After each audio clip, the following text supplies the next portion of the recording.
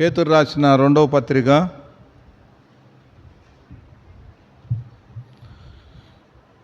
1వ అధ్యాయము. పేతురు రాసిన రెండవ పత్రిక 1వ అధ్యాయము 4వ వచనం. అందరం కలిసి చదువుకుందామా ప్రార్థనాపూర్వకంగా. పేతురు రాసిన రెండవ పత్రిక 1వ అధ్యాయం 4వ వచనము.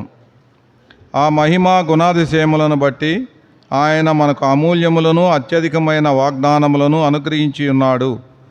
దురాశను అనుసరించడం వలన లోకమందున్న భ్రష్టత్వమును ఈ వాగ్దాన మూలముగా మీరు తప్పించుకొని దైవ స్వభావమునందు పాలివారగునట్లు వాటిని అనుగ్రహించెను. ప్రోత్సాహం కొరకు మోకరిద్దాం, ప్రార్థించుకుందాం. ప్రేమ కలిగిన మా ప్రియ పరలోకపు తండ్రి, దయగల మా దేవా, నిన్న నేడు ఏకరీతికున్న మా తండ్రి, ఇంతవరకు నీ బిడ్డలంగా తండ్రి నిన్ను ఆరాధించగలిగిన బిడ్డలందరిని బట్టి స్తుతిస్తున్నాం ప్రభా.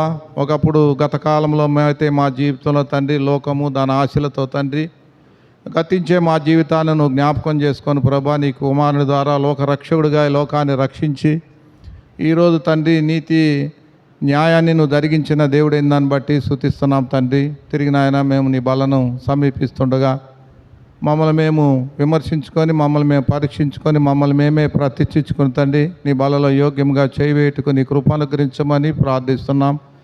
నిలబడని దాసును కూడా జ్ఞాపకం చేసుకో తండ్రి. నీ సులువు సాటును మరుగుపరచము. ఆత్మీయమైన, సత్యమైన, నిత్యమైన, అమూల్యమైన, జీవం కలిగిన నీ నోటి మాటలు నీ దాసుని నోటి బూరగా తండ్రి నీ బిడ్డలుగా మేము ఏది అవసరమైందో తండ్రి నాయన మా హృదయాల్లో సంధించు తండ్రి. అర్థం చేసుకొని అవగాహన కలిగి సత్యాన్ని ఎరిగి సత్యం గురించిన అనుభవ జ్ఞానం గల బిడ్డలంగా నీ అందుడే భాగ్యం దయచేయమని ప్రార్థిస్తున్నాం. నా తలంపులను ఆలోచనలు అయిపరచు తండ్రి. నీ చిత్తానుసారమైన జ్ఞానాన్ని నాయన నీ కృపలో భద్రపరచమని కూడా ప్రార్థిస్తున్నాం. వచ్చిన వారందరిని బట్టి వందనములు, స్తోత్రములు తండ్రి. నీ ఆత్మ సంచారం మా మధ్య దయచేయమని, మమ్మల్ని అందరినీ కూడా రక్తపోషణ తీసుకొస్తూ నీ సమాధానంతో పంపించమని మా కొరకు త్వరగా రానున్న ప్రభువైన యేసుక్రీస్తు వారి నామములో స్తుతించి ప్రార్థించి అడిగి వేడుకుంటున్నాం తండ్రి. ఆమేన్. పేతురు రాసిన రెండవ పత్రిక 1వ అధ్యాయము అక్కడ 4వ వచనంలో మనకేం అర్థమవుతుందంటే, ఆ మహిమా గుణాతిశయాలు బట్టి అంటే దేవుడి యొక్క గుణం ఎలాంటిదో అటు చెప్తున్నాడు పేతురు గారు.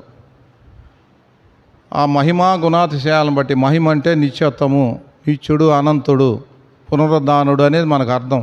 ఆయన గుణం అతిశయం ఉంది. ఆయన గుణాన్ని బట్టి మనం అతిశయించాలి. ఏంటంటే అమూల్యమైన, అత్యధికమైన, వాడబారని నిలిచుండే వాగ్దానాలు మనకిచ్చాడు. అయితే లోకములో ఏముందమ్మా? ఇందాక మనం చూసాం, లోకము గతించేది, అది భ్రష్టత్వాన్ని ఇస్తుంది, గుర్తుపెట్టుకో. ఒకప్పుడు గతించేదే లోకము. ఇప్పుడు దేవుడు ఏం చేశాడు? లోకాన్ని నుంచి మనల్ని వేరు చేసి ఈరోజు దైవ స్వభావంలో మనల్ని పాలివారుగా చేశాడు. తండ్రి ఎలాంటి న్యాయవంతుడో, కుమారుడు ఎలాంటి న్యాయవంతుడో, ఈరోజు నిన్ను నన్ను కూడా అలాంటి న్యాయవంతుడిగా, నీతిగా చేశాడు. అయితే నీతిగా చేయబడ్డ నువ్వు నేను ఈ లోకయాత్ర ముగిసేదాకా మనమేం కాకూడదు తల్లి, ఆయన ఇచ్చిన వాగ్దానాలు మనం గట్టిగా చేపట్టి వాటి యందు మన విశ్వాసం ఉంచి మళ్ళీ గతించే దాని వైపు మనము టచ్ చేయకూడదు. లోతు భార్య అట్లా చూస్తే ఏమైందో చూశారు. అది అలా నువ్వు టచ్ చేస్తే నువ్వేమవుతావు? భ్రష్టుడైపోతావు అని చెబుతుంది. భ్రష్టుడు అంటే దేవుడు మానవుడు కావటమే భ్రష్టుడు. ఇప్పుడు మానవుడు ఏమయ్యాడు? దేవుడు అయ్యాడు. దాని కృప అంటారు. ఇప్పుడు దేవుళ్ళమైన మనము మళ్ళీ మానవుడు అయ్యామనుకో భ్రష్టుడు అని అర్థం. మా ఇంట్లో ఒకరోజు కోడిగుడ్డు పిల్లలు అడిగితే ఎగ్ పప్పు వేస్తా, కోడిగుడ్డు కూర. ఆ కూర వండేసాను, అయిపోయింది. చెయ్యి కూడా శుభ్రంగానే ఉంది. మరి మా అమ్మకు వరకు టీ పెట్టాలని ఇస్తే ఆ శేషం ఎక్కడో లేదులే అప్పుడు. ఆ ప్యాకెట్ని జస్ట్ టన్న పోసిన ప్యాకెట్ని ఆ టన్న ఊరక చేత్తో అంత అవుతాయి కదా, లాస్ట్లో ఆ టన్న చెయ్యి ఆ బొట్టు ఏదో పడింది దాంట్లో. చూస్తే హఠాత్తుగా పొడి అన్నీ వేసిన తర్వాత చూస్తే ఇరిగిపోయింది. అర్థమైందమ్మా?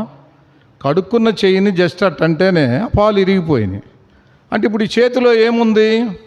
దానికి పడంది ఏదో ఈ చేతికి ఉంది కాబట్టి అది పోయింది. ఒక పాలల్లోనే ఇరిగినప్పుడు నీకోసం నా కోసం ఆ దేవుడు భ్రష్టులమైన మన కోసము ఆ కుమారుని పంపించి గతించే మనము సచ్చిన వారి కోసం ఆయన సచ్చి నిన్ను బ్రతికించి ఆయన స్థానంలో పెడితే ఏదైనా సరే ఈ లోక మాలిన్యం మనకు అంటిందనుకో, ఇంక మనల్ని ఏం చెబుతుంది వాక్యము?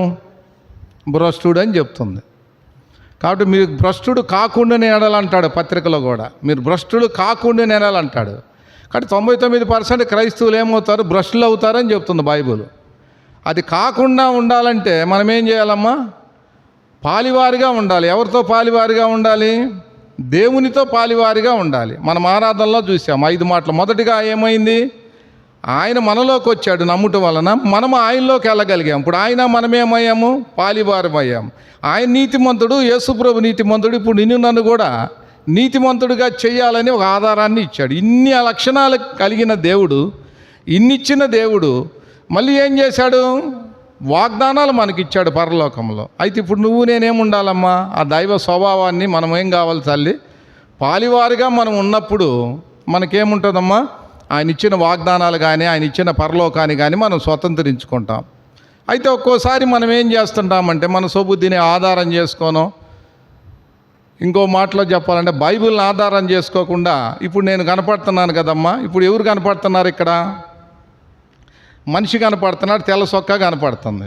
ఇప్పుడు నేను మీకు ఇష్టం అనుకో, నేను ఏది చెప్పినా మీకు ఎలా ఉంటుంది? ఇష్టంగా ఉంటుంది. నేను మీకు కష్టమైన అనుకో, నేను ఏది చెప్పినా కూడా మీకు కష్టంగా ఉంటుంది. మీరు చూడాల్సింది ఏది? ఈ బైబిల్ చూడాలా, నన్ను చూడాలా? మరి నువ్వేం చూస్తున్నావు? తల్లి? నువ్వు అక్కడే భ్రష్టురాలు అయిపోయావు. ఎప్పుడైతే ఈ కనపడే వ్యక్తిని చూస్తావో, కింద బైబిల్ని ఎప్పుడైతే నువ్వు చూడవో, అప్పుడే నువ్వు భ్రష్టురాలివి. ఎందుకని? నీకు అనుకూలంగా చెబితే ఆ పక్షాన ఉంటావు, నీకు వ్యతిరేకంగా చెబితే ఆ వ్యక్తి వ్యతిరేకం అవుతావు. కాబట్టి ఇప్పుడు ప్రజలందరూ ఎలా ఉన్నారు? విశ్వాసులు కనపడే తెల్ల సొక్కానే చూస్తున్నారు, కానీ కానరాని నల్ల బైబిల్ను చూడటం లేదు. కాబట్టి ఈరోజు క్రైస్తవ సమాజం అంతా కూడా ఏమైంది? భ్రష్టత్వంలో ఉందనే సంగతి మనం గమనించాలి.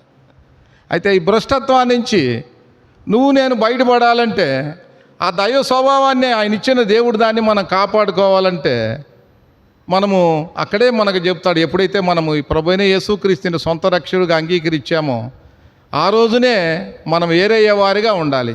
అపోస్తలకార్యాలు 2వ అధ్యాయము 40వ వచనం ఏం చెప్తుందమ్మా? అపోస్తలకార్యాలు 2వ అధ్యాయం 40వ వచనం ఏం చెప్తుంది తల్లి? రాండి, ఎవరన్నా ఒక చదివేవాళ్ళు ఒక్కళ్ళు లేరా? ముందుకు రాని కాస్త.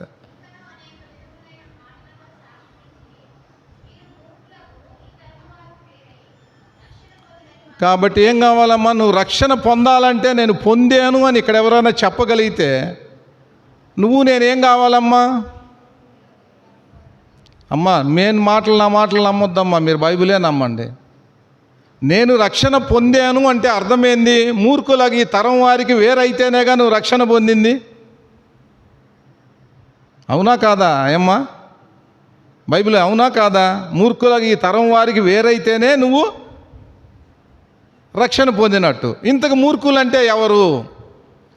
అక్కడ ఎంతమంది రక్షించబడ్డారు? సుమారుగా కొన్ని వేల మంది ఉన్నారు. అయితే 3000 మంది ఇంచుమించు రక్షించబడ్డారు. ఈ 3000 మందిలో మిగిలిన 1000 మంది ఎవరుగా ఉన్నారు? కొంతమంది తల్లులు ఉన్నారు, కొంతమంది భార్యలు ఉన్నారు, కొంతమంది భర్తలు ఉన్నారు, కొంతమంది పిల్లలు ఉన్నారు. వాళ్ళు అంగీకరించారా? లూకాసు వార్త 14వ అధ్యాయము 25, 26 వచనాలు చూడమ్మా. అంటే నేను రక్షించబడ్డానన్నానికి ఉందా లేదా రుజువు బైబిలే. నేనైనా నువ్వైనా ఎవరమైనా చర్చికి వస్తున్నాం పోతున్నామా, లేకపోతే మేము చర్చిగా ఇచ్చామంటే ఏమటి వల్ల ఏం లేదు, నాట్ యూస్.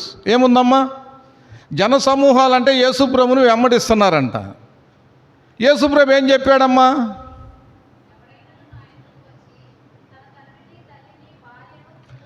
పై మాట చదువుతాలి. 25 జన సమూహాలు ఆయన వెంబడిస్తున్నారు. ఆయన ఏమంటున్నారు? మంచిదేనా, మీరు అందరు చర్చికి వస్తున్నారు, మంచిదేను, జయను సంఘం నిండిపోతుంది, పొర్లిపోతుంది, ఉప్పొంగిపోతుంది అని చెప్పుకుంటున్నాం. అయితే ఇప్పుడు యేసుప్రభు ఏం చెబుతున్నారు? మీరంతా ఒకవేళ రక్షించబడి కనుక ఉంటే ఏం చెబుతున్నారమ్మా?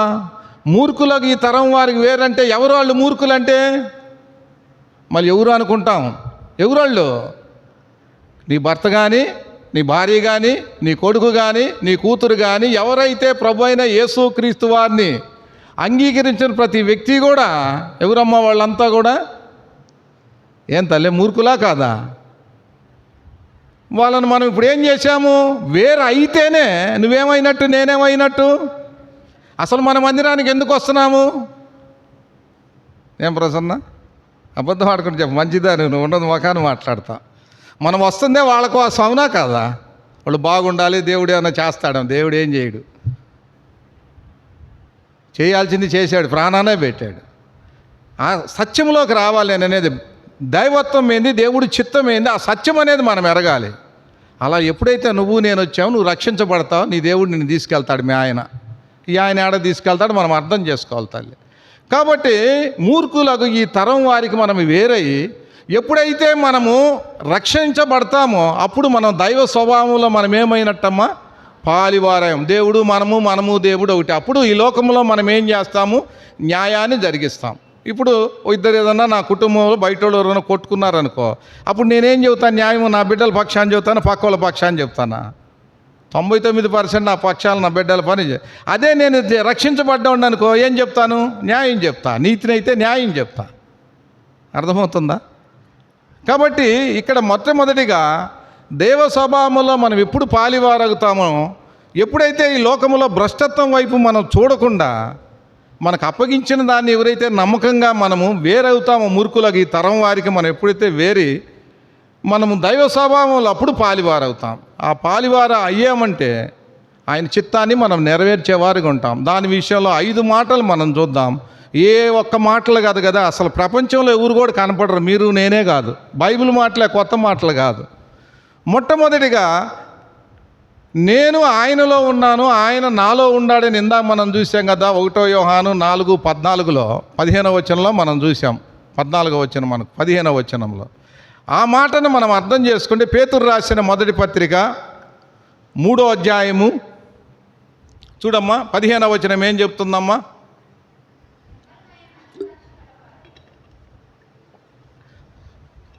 దేవుడిలో ఏముంది తల్లి? ఏమో బాగా అర్థం చేసుకో. దేవుడు ఎవరమ్మా?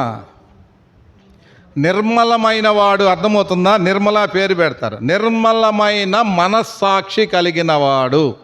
ఇప్పుడు మనం కూడా ఎవరిమి? నీతినే కాబట్టి, న్యాయాన్ని జరిగించేవాళ్ళం కాబట్టి, దేవుని స్వభావం ఉంది కాబట్టి మనలో ఏముండాలమ్మా? నిర్మలమైన మనస్సాక్షి. బాబాయ్, నాకు నిర్మలమైన మనస్సాక్షి నాలో ఉందని నువ్వు చెప్పగలిగితే, ఇప్పుడు నీ భర్త ఎవరు, నీ ప్రభు ఎవరు? అక్కడే వాక్యం చూడు తల్లి, నాతో వద్దు. ఎవరైనా, నేనైనా, ఎనీహ్యావ్ ఎవరైనా ఈ ప్రపంచంలో మీరు ఒకవేళ టీవీలు గీవీలు అన్నీ చూస్తుంటారుగా, చదవండి. 15వ వచనం చదవమ్మా.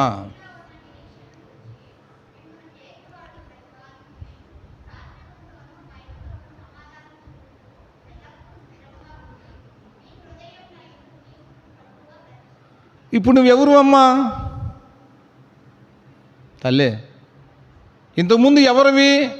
లోకానివి, లోకాశలు కలిగిన దానివి, భార్యాభర్తల కుటుంబ వ్యవస్థ కోసం బతికేదానివి, యాత్రలు జాతరలు చేసేదానివి, దేవుని ద్వారా ఏదో పొందిన దాన్ని బట్టి నువ్వు అనేకలు సాక్ష్యం చెప్పేదానివి, అన్నీ ఉండేవి. అయితే ఒక సమయం వచ్చాడు, దేవుడు నిన్ను దర్శించాడు. ఏదైనా గతించేదనుకున్నావు, ఆయన ఇప్పుడు సొంత రక్షకుడిగా అంగీకరించి నువ్వేమయ్యావమ్మా? న్యాయాన్ని నీతిగా తీర్చబడ్డావు. ఇప్పుడు నీతిగా తీర్చబడ్డ నువ్వు ఈ లోకములు ఎలా ఉండావో? నిర్మలమైన మనస్సాక్షి గలదానివై ఒక నిరీక్షణ ఎదురు చూస్తున్నావు. ఎవరి కోసము? ఏమ్మా, ఎవరి కోసము?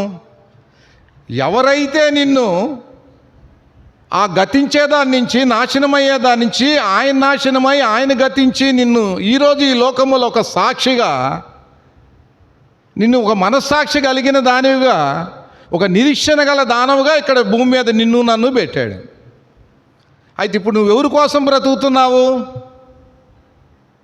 ఏమ్మా, నీ హృదయంలో ఎవరుండారో దానికోసమే బ్రతకాలి. ఇప్పుడు నీ హృదయంలో ఎవరుండారు? నా హృదయంలో ఎవరుండారు? నీ ప్రభువుని ఏం చేసావమ్మా? ఎవరు నీ ప్రభు? ఇప్పుడు నీలో ఎవరు నిన్ను ఏలుబడి చేసేది? నువ్వు ఎవరు ఏలుబడి కింద ఉన్నావు ఇప్పుడు? ఇందాక విలోపాకాలు 5 మాకు దాసులైన వారు ప్రభులైరి అన్నారు. అంటే దాసులైన వారు ప్రభులు అంటే వీళ్ళు అంత దారిద్ర్యాన్ని అనుభవించారు. ఇర్మియా ప్రవక్త చెప్తున్నారు, వాడి గడ్డం పీక్కున్నాడు ప్రవక్త, ఏందిరా నా బిడ్డలారా మీకు గది పట్టిందిరా అని. ఇర్మియా ప్రవక్త గడ్డం పీక్కున్నాడు అంట వాళ్ళు చెప్పిన మాటలకి. కాబట్టి ఇప్పుడు ఇంతకుముందు లోకాధిపతి మన ప్రభు, ఇప్పుడు మన ప్రభు ఎవరు? జీవాధిపతి, న్యాయాధిపతి. కాబట్టి ఆ పతిని నువ్వు హృదయంలో ప్రతిష్ఠించుకున్నప్పుడు నువ్వు చేసే యాక్టివిటీస్ అని ఎలా ఉండాలి? ఏమ్మా, ఆ స్వభావం కలిగి ఉండాలా, ఏదైనా స్వభావం ఉండాలా? ఇప్పుడు ఆ స్వభావంలో మనం ఉన్నామనుకో, అప్పుడు నువ్వు ఏ స్వభావంలోకి మార్చగలుగుతావు? రోమా 12:1-2. నువ్వు బ్రతికున్నావా చచ్చిపోయావా ప్రసన్న? ఆ బ్రతికడంగా తల్లి, వాళ్ళు బ్రతికే ఉండవు. అంటే ఏ విషయంలో బ్రతికుండావు చూడు. 12 రోమా 12:1-2 వచనాలు చూడు.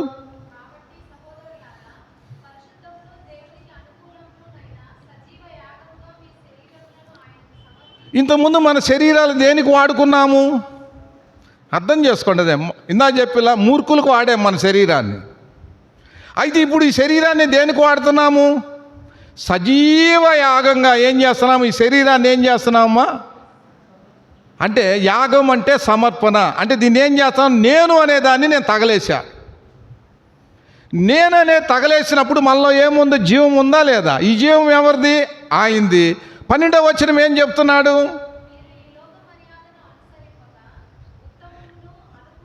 కాబట్టి నేను అనే దాంట్లో నీకేముంది? మనసుందా లేదా? బతికుండంగా ఆ మనసే మనసు. ఉద్యోగం చేసుకోవాలి, 1-2-3 చీట్లు కట్టుకోవాలి, ఇల్లు పైన వేసుకోవాలి, పిల్లని జాగ్రత్తగా మంచి భర్తకి ఇవ్వాలి, అన్నీ నేను అనేది ఉంది కాబట్టి అన్నీ ఉండే. ఇప్పుడు నేను అనేది ఏం చేసావు? వదిలేసుకున్నావు. కాబట్టి నేనే అని ఆయన ఆడకొచ్చాడు, నీలోకి వచ్చాడు. నేను అనేది నువ్వు వదిలేసుకున్నావు కాబట్టి నేనే దేవుడు అని ఆయన నీలోకి వచ్చాడు. నేను అనే నీ ఉనికున్నంత కాలం నేననే దేవుడు నీలోకి రాడు. నేను అనే ఉన్నంత కాలము నీలో నాలో నేను మనిషిననే ఉనికి ఉన్నంత కాలము నేనే అనే దేవుడు ఆకాశం ఆకాశాలు పట్టజాలని దేవుడు రాడు నీలోకి. అదే గుర్తు. కాబట్టి ఇప్పుడు నేను అనేది నువ్వు చనిపోయినప్పుడు ఇప్పుడు ఏమంటుంది? నీ మనసు మారి నూతన మగుట వలన. ఇంతకుముందు నీ మనసు ఏ మనసు? నేనే అనే మనసు. ఇప్పుడు నీ మనసు మారి కొత్త మనసు వచ్చింది. ఏం నా కొత్త మనసు? శారీరకంగా ప్రసన్నలాగానే ఉన్నావు, ప్రసన్నవే కానీ చూడటానికి. నీ మనసు ఏం మనసు? నూతన మగుట వలన రూపాంతరం పొందావు. రూపాంతరం అంటే ఏంది? రూపమేమే ప్రసన్న కానీ అంతరంగంలో ఎవరున్నారు? అది. అంతకుముందు అంతరంగంలో ఎవరు ఉన్నారు? ఆ ప్రభు ఉన్నాడు. ఇప్పుడు అంతరంగంలో ఎవరున్నారు? ఈ ప్రభు ఉన్నాడు. ఎందుకు? ఈయన ప్రతిష్ఠించుకున్నావు కాబట్టి. కాబట్టి నువ్వు లేచినా పడుకున్నా ఏం చేసినా ఎవరిని కనపరచాలమ్మా? నీ హృదయంలో ఉన్న నీ భర్తను కనపరచాలి. 2 కొరింథీయులు రాసిన పత్రిక 5వ అధ్యాయము 15వ వచనం చూడు తల్లి. ఎందుకు ఆయన నీ హృదయంలో ఉండాలి, ఎందుకు ఆయనను స్మరించుకోవాలని చెప్తున్నాడు పౌలు గారు.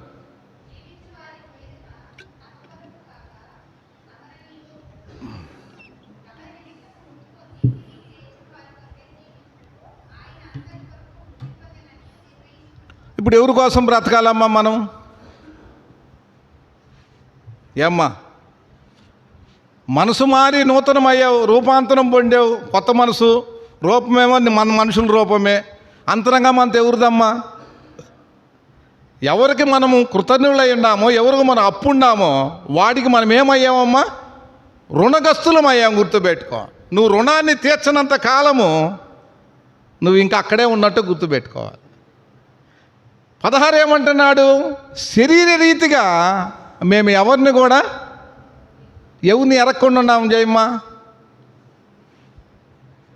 ఓ జయమ్మ, నాకు పలానా ఆయన తెలియదని ఒక మాట చెప్పు. నాకు ఆయన మా బంధువులు కాదు, ఇది ఏ కాదు, నీ కులం కానీ నీ మతం కానీ నీ జాతి కానీ నీ బంధువులు కానీ శరీర రీతిగా నేను పలానోళ్ళు నాకు తెలియదని ఎవరన్నా చెప్పగలుగుతారాడా? మా పిన్ని, మా వదిన, మా ఎన్ని రకాలు ఇవన్నీ కూడా. నేను సుందరరావు గారిని అన్న అంటే అదేంది భావన పట్టుకు అన్న అంట, వాయ వరుస లేదని తిడతారు. ఏమ్మా ప్రసన్న, ఏముంది అక్కడ? 16వ వచనం, శరీర రీతిగా మేము ఒకవేళ క్రీస్తును ఒకప్పుడు మరియమ్మ కొడుకని నేను చూసా. అయితే ఇప్పుడు నేను మరియమ్మ కొడుకుగా నేను చూడటం. ఎవరుగా చూస్తున్నాను? లోకరక్షకుడిగా చూస్తున్నా. నన్ను రక్షించినోడుగా నేను చూస్తున్నా. అయితే ఇప్పుడు నేనేమయ్యాను? 17, ఎవడైనా క్రీస్తు యేసు నందున్న ఎడల, ఆయన నీలో ఉన్న ఎడల నువ్వు నేను ఎవరుగా చేయబడ్డాను తల్లి? నూతన సృష్టిగా. సరే, ఇక్కడ ఎవరమైనా సరే నేను నూతన సృష్టిని అయ్యాను, నేను క్రైస్తవుని అయ్యాను, రక్షించబడ్డాను, తిరిగి జన్మించానని ఎవరైనా చెప్పగలిగితే ఆ పాత జీవితానికి ఈ జీవితానికి తేడా ఏమన్నా ఉందా ప్రసన్నమ్మ?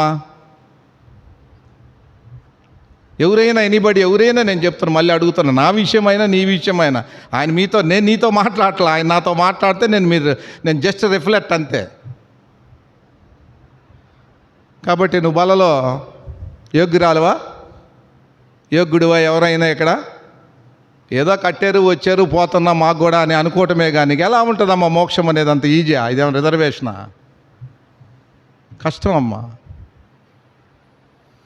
కాబట్టి దైవ స్వభావంలో పాలివారిగా ఉండాలంటే మొట్టమొదటి తలంపుగా ప్రభు అయిన యేసుక్రీస్తు వారిని నీ హృదయంలో ఎప్పుడైతే నువ్వు ప్రతిష్ఠించుకుంటావో, ఆ ప్రతిష్ఠించబడినదే ఎవరమ్మా? ఆ విగ్రహానికే నువ్వేం చేస్తావు? మొక్కుతూ ఆయన కొరకే నువ్వు జీవిస్తావు. నీలో ఉనికి అనేది కనపడదు. ఉనికి అనేది నీలో నాలో నేను అనేది ఉండదు. నేను అనే సాతాను. అప్పుడు నేనే అనేది దేవుడు నీలో నివాసం చేయటానికి ఇష్టపడతాడు. అప్పుడు దాకా నువ్వేం చెప్పుకుని ఏం చెప్పినా, ఆ పెద్దోళ్ళైనా చిన్నోళ్ళైనా భక్సింగ్ గారు ఏ సింగిల్ ఎవరైనా సరే ఈ లోకంలో కూడా అన్నీ గుర్తుపెట్టు. కాబట్టి మళ్ళీ గుర్తుపెట్టుకోండి. ఇంకో మళ్ళీ మీకు ఆశ్చర్యం, యేసుప్రభు ఎక్కడున్నాడమ్మా? తండ్రి కుడి భాష. పౌలు గారు ఎక్కడున్నాడమ్మా? మనకు తెలియదు. భక్సింగ్ గారు ఎక్కడ ఒకళ్ళు చేసే ఉండొచ్చు. ఇప్పుడు వాళ్ళు పరలోకంలో ఉండారనుకో, యేసుప్రభు అయినా సరే, నీకు నాకేమొస్తుంది చెప్పండి? ఏం చేయమ్మా? యేసుప్రభు కుడి భాష అని ఉన్నాం, భజన చేస్తున్నాం, యేసు భజన చేస్తున్నాం, నీకు నాకేమన్నా వస్తుందా? ఏమ్మా లలితమ్మ? యేసుప్రభు తండ్రి కుడి భాష అని ఉన్నాడమ్మా, బాగుండాడు, నీ కోసం నా కోసం విజ్ఞాపన చేస్తున్నాడు. మనం ఆయన దగ్గరికి వెళ్తే సంతోషం, కానీ ఆయన భజన చేసుకుంటే నీకేం ఉంటుంది? నువ్వు అన్నా దేవుడే, అనకపోయినా దేవుడే. ఎవరైనా కానీ నేను చెప్పేది, ఇప్పుడు మనం ఏం చేస్తున్నాము? మనం చేయాల్సిన పని, మన ఉనికిని మనం వదిలేసుకొని పోగొట్టుకొని ఎవరో ఉనికిని గురించి నువ్వు మాట్లాడుకుంటే నీకేమొస్తుంది? మా దేవుడు అలాంటోడు, మా దేవుడు ఇలాంటోడు, మా దేవుడు అలా చేస్తాడు. నువ్వు అన్నా దేవుడు, అనకపోయినా దేవుడు. అవునా ప్రసన్న? నువ్వు దేవుడి గురించి నువ్వు చెప్పేదేంది? నిన్ను అలాంటి దానవుగా వాడవుగా చేసినప్పుడు ఏది నీ సాక్ష్యము, ఏది నీ సమర్పణ, ఏది నీ యాగము? నిన్ను బట్టి ఇదిగో దేవుడు ఎలా ఉంటాడంటే ఇదిగో ఇదిగో ఇదిగో ఇదిగో. అది ఎవరంటే ఎవరమైతే ఆ ప్రభువుని మన హృదయంలో ప్రతిష్ఠించుకుంటామో అలాంటి వారు అలాంటి తాత్పర్యంలో ఉంటారు. మొట్టమొదటి తలంపుగా. రెండో తలంపుకు పోదాం. మత్తయి సువార్త 5వ అధ్యాయము 3వ వచనం.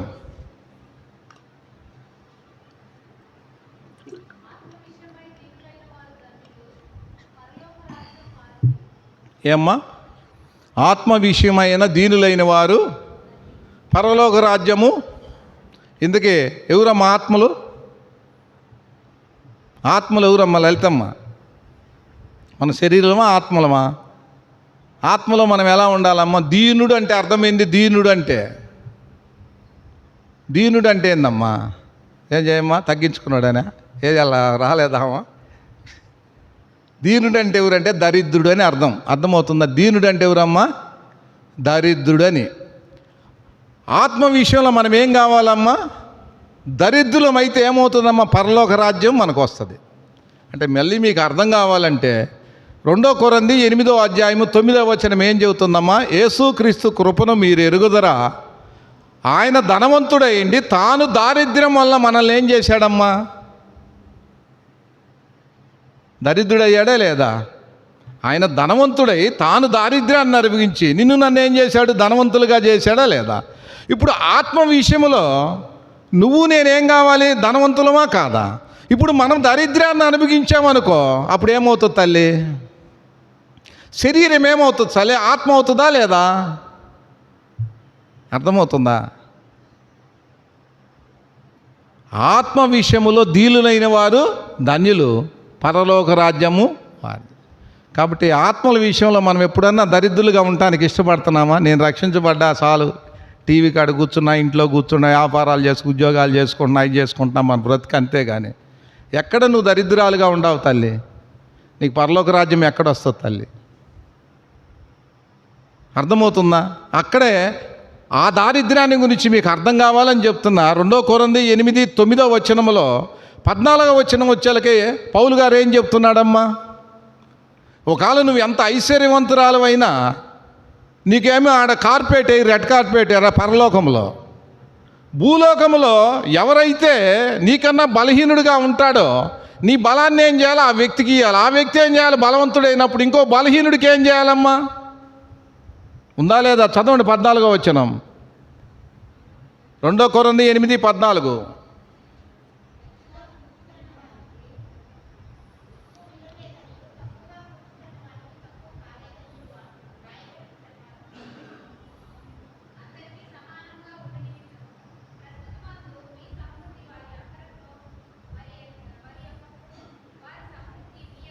ఇది ఎక్కడుంటుందమ్మా జయమ్మా? బైబిల్ కాదా? ఎక్కడుంటుందమ్మా? బైబిల్లో ఉంటుంది ఇది. లోకములోనే ఉంది తల్లి. సంఘాల్లో ఏడుందో తల్లి? చెప్పుకోవడానికి సిగ్గుండాలి. రావద్దమ్మా మీరు దయచేసి. నేను ఇందాక అనుకున్నా కొన్ని విషయాల్లో, అభిగాడిని చూడటంతోనే మళ్ళీ మార్చుకున్నా. కొంతమందిని కాళ్ళు పట్టుకుందాం అనుకున్నా. దేవుడు వద్దు, కాలుతో దన్నన్నాడు అభిగాడిని చూడంగానే. చోక్ కాదమ్మా, కొంతమందిని కాళ్ళు పట్టుకుందాం అనుకున్నా. నిన్నే తీర్మానం చేసుకున్నా. అభిగాడి పాట వినటంతోనే నాకు కాలుతో తన్నన్నాడు దేవుడు. వద్దన్నాడు, నువ్వు తగ్గొద్దన్నాడు. ఏం చెప్తుందమ్మా అక్కడ? లోకములో హెచ్చు తగ్గులు ఉంటాయి అమ్మ, సంఘములో హెచ్చు తగ్గులు ఉంటాయా తల్లి? ఏమ్మా ఉంటాయా? మీకు ఇంకా అర్థం కావాలంటే అది ధనాన్ని గురించి చెప్తున్నాడు. ఆత్మ విషయాన్ని మీరు అర్థం చేసుకోండి. రోమీలు రాసిన పత్రిక 9వ అధ్యాయము చూడండి అమ్మ. ఈ దొరకవు అమ్మ, అన్ని కోట్లు ఇచ్చినా దొరకవు. మీరు వినలేరు, కనలేరు, కష్టం. ఒకవేళ విన్నా కన్నా మీకు మర్మాన్ని దేవుడు ఇవ్వడు. ఏదైనా పరలోకంలో ఇస్తేనే ఎవడైనా పొందేది, కానీ నా వల్ల నీ వల్ల కాదు, చదువు వల్ల కాదు. 7 నలుగురు 5 ఉండారు కథ జ్ఞానం కలిగిన వాళ్ళు. ఆ ఒక్కరైనా బతుకుతారని ఆశ. అన్నీ ఎండిపోయినాయి, అన్నీ ఊరకు ఆకారానికి. అన్నీ ఏముందమ్మా? ఏంది తల్లి? రోమీలు రాసిన పత్రిక 9వ అధ్యాయము 1-2 వచనాలు చదువుతూ 3 కలిసే ఉండే తల్లి. ఏముందమ్మా? ఎవరమ్మైనా జయమ్మా? ఎవరమ్మా ఆయన? పౌలని ఉన్నాడు బైబిల్లో. ఆత్మ చెబుతుంది. ఆత్మ విషయము దీనులైన వారు. పౌలు ఆత్మ కాదా? ఇప్పుడు ఆత్మ కలిగిన పౌల్లో ఏం కనపడుతుంది? దీనత్వం కనపడుతుంది. ఏంది ఆ దీనత్వము? చూడు తల్లి, అవసరమైతే ఏమంటున్నాడు ప్రసన్న 3వ వచనములో? నా రక్షణ పోయినా పర్లా, నేను నరకానికి పోయినా పర్లా, నా రక్త సంబంధులు, నా సహోదరులు, నా ఇంటివారు, నా ఇశ్రాయేలు, నా యూదులు ఏం కావాలి తల్లి? ఆ సత్యాన్ని ఎరగాలని. నిజంగా నువ్వు నేను ఆ సత్యం ఎరిగితే మనకు ఆ తపన ఉంటుందా ఉండదా? ఊరికొచ్చాడు కూర్చుంటే ఏముందమ్మా? మగల ఏముండదు తల్లి, ఇంకా నరకమే కానీ ఏముండదు. ఏం కనపడుతుందమ్మా మీకు? దీనికి మాదిరి అర్థమైందా లేదా? ఆత్మ విషయంలో దీని. ఇప్పుడు పౌలు గారు ఎవరుగా ఉన్నారు? ఆత్మ కాబట్టి దీనుడు అయ్యాడు. నేను చచ్చిపోయినా పర్లా, నేను నరకానికి పోయినా పర్లా. అయితే ఇశ్రాయేలు ప్రజలు ఎక్కడికి పోతున్నారు? సత్యాన్ని ఎరక్క నరకానికి పోతున్నాడు. మరి నీ సంగతి ఏందమ్మా? నా సంగతి ఏందమ్మా? హెబ్రీలు రాసిన పత్రిక 10వ అధ్యాయము, హెబ్రీలు రాసిన 10వ అధ్యాయము 26వ వచనమే ఏముందమ్మా? 10వ అధ్యాయము 34వ వచనం చూడు తల్లి.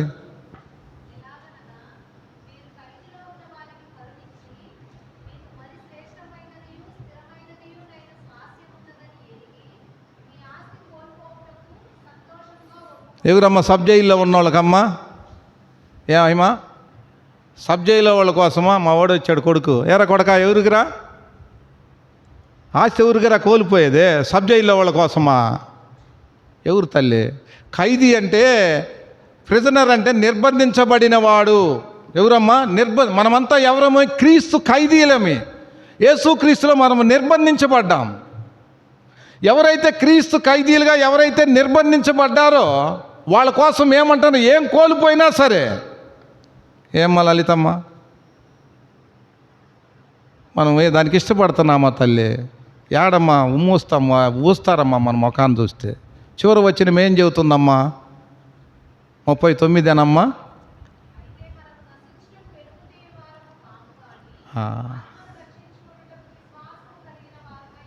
ఏమ్మా జయమ్మా? లోకము దాన్ని ఆశించే వాళ్ళం కాదు, కానీ మనం ఎవరు అమ్మా? మన ఆత్మను కాపాడుకుంటూ అనేక ఆత్మలను మనం, ఎవడన్నా ఉన్నాడు ఈ భూమి మీద? మనం నశించటానికి వెనదీటి వారు అంటే ఏమైనా పర్లా, కరువైనా, ఖడ్గమైనా, వస్త్రహీనత అయినా ఏదైనా పర్లా క్రీస్తు ప్రేమ నుంచి మనల్ని ఏం కాకూడదమ్మా, అది ఎడబాయకూడదు. రోమా 8:35 ఏమైనా పర్లా క్రీస్తు ప్రేమ మనల్ని ఎడబాయకూడదు. కాబట్టి మనం నశించినా నశిం కావచ్చు, కానీ ఎస్తేరు చెప్పినట్టుగా వాళ్ళు నశించటానికి ఇష్టం లేదు. కాబట్టి నిజంగా నువ్వైనా నేను ఆత్మలం కనుక అయితే, మనం ఆత్మ విషయంలో ఎప్పుడైతే దీనులవుతామో ఏమవుతాం తల్లి, పరలోక రాజ్యము మనది. దీనుడంటే ఎవరమ్మా? దరిద్రుడు. ఏదైతే మనం దరిద్రాన్ని అనుభవించి ఎదుటి వారిని ఐశ్వర్యంతులుగా ఆత్మలుగా చేస్తామో అలాంటి వారు ఎవరమ్మా? దేవ స్వభావములో వాళ్ళు. ఇప్పుడు ఎవరు వచ్చారమ్మా? ఈ మాట, ఏ మాట వచ్చినా గుర్తుపెట్టుకోండి, ఏ రెఫరెన్స్ వచ్చినా సరే యేసు ప్రభు రావాలమ్మా. యేసు ప్రభు ఎవరమ్మా? ఆయన ప్రియ కుమారుడు. మనం ఎవరమ్మా? మనం కనిష్ట కుమారులమి. యేసు ప్రభుని ఇక్కడ తీసుకొచ్చి ఆ ప్రభులో, ఆ కుమారుల్లో మనం ఉండామాలేమో చూసుకునేదే బైబుల్. అది నిజమైన బోధ, అదే గుర్తుపెట్టుకోండి. ఇక నువ్వు ఏది తీసుకొచ్చినా అది బోధ కాదు, అది దయ్యాల బోధ. మళ్ళీ చెప్తున్నా, ఎవడైనా సరే ఇక్కడ నుంచొని ఆశీర్వాదం గురించి చెప్పాడంటే వాడి దయ్యాల బోధ అనే గుర్తు. ఎవడైతే తను నాశనాన్ని, ఇతర నాశనాన్ని గురించి చెప్పాడో అది నిజమైన బోధ. బైబిల్ చూసావా? అర్థమవుతుంది. మనము నాశనానికి కూడా ఏం కావమ్మా, వెనుతీయంగానే ఆత్మను, మన ఆత్మను ఇతర ఆత్మలు రక్షించుకోవడానికి దేవుడు అంత అవకాశం ఇచ్చాడు తల్లి. ఇది రెండవ మాట, గుర్తుపెట్టుకోండి ఏమ్మా. కాబట్టి హెబ్రీయులకు రాసిన పత్రిక మన 10వ అధ్యాయంలో ఈ విషయాలన్నీ కూడా మనకు ఆడ పొందు దైవ స్వభావంలో మన పాలివారిగా మనం ఉండాలంటే అలాంటి తాత్పర్యము మనం కలిగి ఉండాలని దేవుడి యొక్క ఉద్దేశము. తిమోతి రాసిన 2వ పత్రిక చూడమ్మా. తిమోతి రాసిన 2వ పత్రిక 1వ అధ్యాయము 11, 12 వచనాలు చూడమ్మా. అది 12, 13 వచనాలైనా చూడు.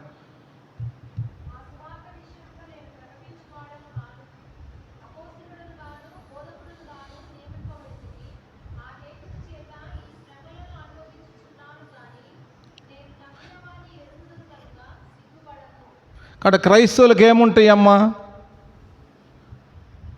పని చేస్తున్నాం కాబట్టి ఏముందమ్మా? శ్రమ ఉంటుంది. ఎందుకని? మనం నష్టపోయిన ఎదుటి బాగుండాలని కోరుకుంటాం కాబట్టి. ఇందాక అమ్మాయి చదివినట్టు జయమ్మ, నిర్మలమైన మనస్సాక్షి కలిగిన వాళ్ళం కాబట్టి, మనం నిరీక్షణగా ఎదురు చూస్తున్నాం కాబట్టి ఇవన్నీ ఉంటాయి అని చెప్తున్నాడు. అయితే ఇప్పుడు నీలాగా నాలాగా పౌలు గారు ఇంట్లో కూర్చోవచ్చు కదా, రక్షించబడ్డాడు కదా అమ్మ తల్లి. మనం కూడా చేసుకోవచ్చు కదా ఎర్రబిడ్డ. పని ఎందుకు చేసుకోవాలాడా? పని చేసుకోవద్దామని చెప్పాడు. ఏమని చెప్పాడమ్మాడా? శ్రమలు వస్తాయని తెలిసి కూడా ఏం చేస్తున్నాడమ్మా పౌలు గారు? ఏం చెబుతున్నాడమ్మా? 13వ వచనం, 14వ వచనం చూస్తే ఏదైనా ప్రమాణము, ఇత ప్రమాణం ఏం చెబుతున్నాడు? బైబిలా కాదా? చదవండి అమ్మ, అక్కడేముందో.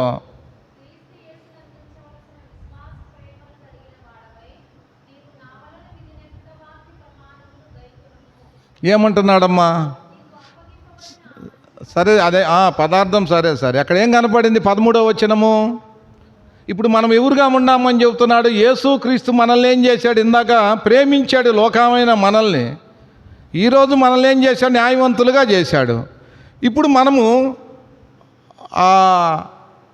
దాన్ని ఏమంటారు? రోమా 13:8 చెప్పినట్టు మనం అప్పు ఉండకూడదు ఎవరికి లోకంలో. ఎవరికి ఉండాలి అప్పు? ప్రేమ యందు తప్ప. ఇప్పుడు ప్రేమ, ఆ ప్రేమ ఏం చేస్తుంది? ఇప్పుడు 13వ వచనము తీతుతో చెప్తున్నాడు, తిమోతితో. ఆ ప్రేమ ఏం చేయాలమ్మా? చదువు తల్లి, 13 చదువు. ఆ మాట ఉంది కదా.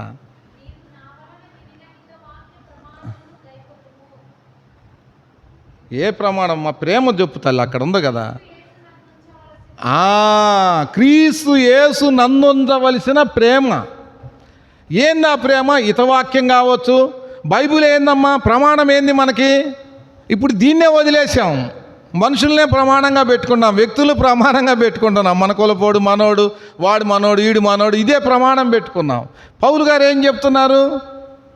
ఇదే హితవాక్యం అంటే ఆరోగ్యకరమైన వాక్యం ఇదే, బతికిచ్చే వాక్యం ఇదే, ఇదే నీకు ప్రమాణం. ఇప్పుడు క్రైస్తవులు లేనిది ఏంటంటే ఇదే.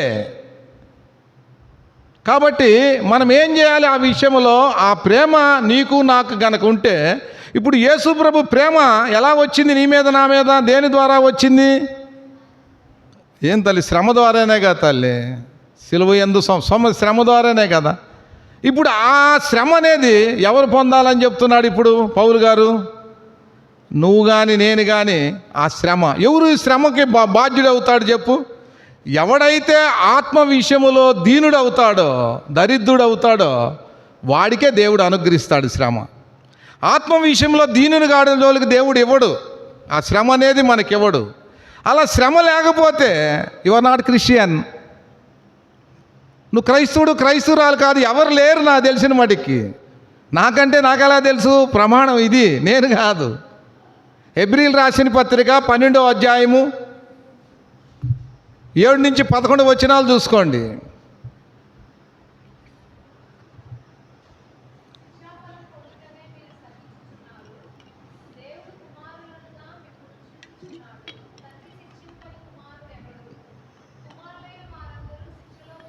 చాలమ్మా. ఇప్పుడు మనం ఎందుకు వచ్చాము సంఘానికి? క్రైస్తవులు ఎందుకు వచ్చాము? శిక్షించబడడానికి వచ్చాము. శిక్షకు ఏముందో తెలుసా? ఫలం ఉంది. అక్కడ ఏమంటున్నాడు? తండ్రి శిక్షింపని కుమారుడు ఎవడని చెబుతుంది? దుర్బీజుడు అంటుంది. దుర్బీజుడు అంటే ఏంది? ఒక బైబిల్లో బాస్టర్ సన్ ఉంది, ఇంకోలో ఇల్లీగల్ సన్స్ అని ఉంది. అంటే అవి తెలుగులో నేను చెప్పకూడదు, ఫుల్ బీటేక్, భయంకరమైన మాట అది. మనం నిజంగా ఆ తండ్రికి పుట్టామనుకో, ఆ డీనే మనలో ఉందనుకో, ఇప్పుడు మనం ఏం చేస్తాము? ఆయన ప్రేమిస్తున్నామంటే ఆ భర్తని, ఆ శ్రమలు మనం పొందటానికి ఇష్టపడమా? అలా ఇష్టపడలేదనుకో, అప్పుడు నువ్వెవరివి? పౌలు గారు ఏమన్నాడు? నాకు శ్రమ లేకుండా కూడా ఉండగలుగుతా, కానీ నేను ఆయన పుట్టే కాబట్టి ఆయన పొదవాటందు నేను చేస్తున్నాను అన్నాడు. ఇప్పుడు నువ్వు నేను ఆయన పుడితే మనమేం కావాలా? శ్రమలు పొందాలా లేదా? ఏమ్మా, ఆ ఒకవేళ నువ్వు శ్రమలు పొందేవనుకో, దాని ఫలితం ఏం చెబుతున్నాడు? 11వ వచనం చూడు తల్లి. నీతి సమాధానం అనే ఫలాన్ని పొందుతావు నువ్వు. అర్థమవుతుందా? దానికాను శిక్షకి ఫలం ఏందమ్మా? నీతి సమాధానం అనే ఫలాన్ని పొందుతావు. ఆ నీతి సమాధానం అనే ఫలాన్ని పొందాలంటే, నీతి అంటే ఏం చెప్పాను నిందామించి? న్యాయవంతుడివి, న్యాయవంతురాలు అని అర్థం. ఎందుకు? నీకోసము తండ్రి అయిన దేవుడు తన కుమారుడు ఏం చేశాడు? శిక్ష అనుభవించాడు. ఆ కుమారులమైన మనము ఆ శిక్షను కానీ మనం అనుభవించకపోతే మన న్యాయవంతులమా అన్యాయస్తులమా? ఏమ్మా, మళ్ళీ మీకు మళ్ళీ చెప్పాలంటే మళ్ళీ కష్టం అవుతుంది. ఇదే మాట కంటిన్యూకి వెళ్దాం. హెబ్రీలు రాసిన పత్రిక 2వ అధ్యాయం 11వ వచనం ఏం చెబుతుంది? అయ్యయ్యో, అనేక కుమారులు మహిమ తెచ్చుచుండగా ఏందమ్మా ఏమంటున్నాడు 11వ వచనములో?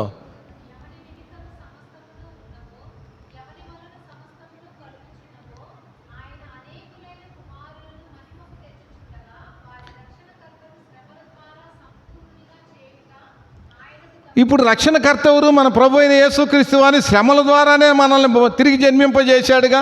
ఆ కింద ఏమంటున్నాడు ఇప్పుడు? ఏమన్నాడమ్మా? ఇప్పుడు పరిశుద్ధ పరిచింది ఎవరిని? ప్రభు అయిన యేసుక్రీస్తుని బతికిచ్చాడు. పరచబడింది ఎవరు? మనము. ఒక్కటే మూలం అంటే ఒక్కటే దేవుడు అంటే ఇప్పుడు మనం ఆయన పుట్టామా లేదా? ఆయన కుమారులమా కాదా? ఇప్పుడు మనమేం చేయాలి? కుమారులు కుమార్తెలం అయితే శ్రమల ద్వారా నిన్ను ఎలా రక్షించాడో నువ్వు నేను కూడా శ్రమల ద్వారా అనేకులు మహిమ తేవాలా లేదా? ఎంతమందిని తెచ్చావు? సరే, ఇంకొక మాట కూడా చెబుతున్నా. యెషయా గ్రంథము 53వ అధ్యాయం 10వ వచనము. తండ్రి అయిన దేవుణ్ణి కుమారుని నలగొట్టడానికి పాప పరిహారం దేవుడికి ఇష్టమైందంట. ఎందుకోసము? 53:10 చూడు తల్లి, అర్థం చేసుకోండి తల్లి. మీకు ఇంతకన్నా రెఫరెన్స్లు ఇంక నీకేం కావాలి? నువ్వు దైవ స్వభావంలో పాలివారైతే యేసుక్రీస్తు నువ్వు కలిగి ఉంటే, తండ్రి నీలో కనుకుంటే ఆ తత్వం నీలో, లేకపోతే యు ఆర్ నాట్ క్రిస్టియన్. నువ్వెందుకమ్మా ఊరికి ఎలిగిరి పడతావు, ఉలికి పడతావు? అది నాదంటావు, ఇది నాదంటావు. ఓ 30 ఏళ్ళు 50 ఏళ్ళ క్రైస్తవుడు ఉపయోగం ఏంది చెప్పు తల్లి. అసలు దాన్ని ఆయన యొక్క తలంపే నీకు తెలియకపోతే, ఆయన ఉద్దేశమేది తెలియకపోతే ఎందుకు తల్లి నువ్వు నేను ఇక్కడికి రావటం? ఏముందాడ 53వ వచనంలో? ఎవడన్నా తండ్రిని కొడుకుని నలగొట్టుకుంటాడా? ఎందుకు నలగొట్టాడు? చదువుతలే. అపరాధ పాప పరిహార్థ బలిగా తన కుమారుని అప్పగించాడు కాబట్టి ఆ కుమారుని ద్వారా అనేకమైన సంతానాన్ని చూశాడు. ఆ సంతానము నువ్వు నేనే. మరి నువ్వు నలగొట్టబడితే ఏది నీ సంతానము? సిగ్గుండాలి మనం చెప్పుకోవడానికి ఏదైనా సరే. ఏది నీ సంతానము? ఇప్పుడు ఎవరు బీజుడివా దుర్బీజుడివా? ఎందుకమ్మా?